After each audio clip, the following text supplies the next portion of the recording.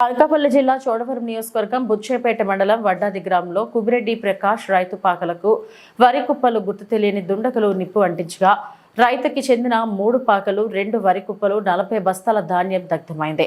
ఈ ఘటన గత రాత్రి సుమారు 2 గంటల ప్రాంతంలో జరిగి ఉంటుందని భావిస్తున్నారు.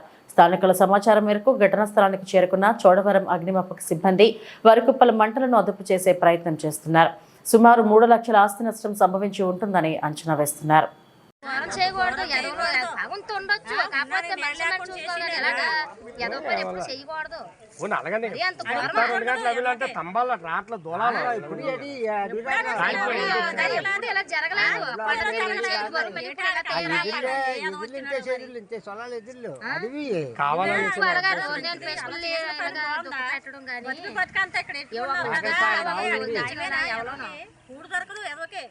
నేను అక్కడ కుప్పను వచ్చేసి ఇక్కడ తెచ్చి దానాల బత్తాలు పాకలు కుప్ప అని వరుసలేదు. ఆ కుప్ప కూడా ఎప్పుడు లేదు, మిరాజు లేదు కూడా ఇక్కడికే గండి పెట్టి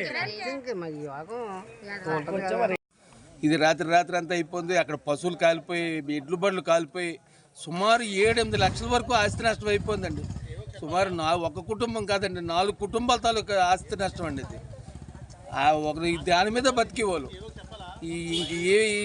వేరే ఆధారం అంటూ ఏమీ లేదండి వీళ్ళకి. పొద్దున్న లేకడం దాని మీద ఆ పశువులతోనే జీవన సాగించుకోవడం, ఏది చేసుకోవడం. ఇప్పుడు పశువులకి గడ్డి లేదు, తినడానికి తిండి లేదు, ఉండడానికి సర్వం కోల్పోయి ఉన్నారండి.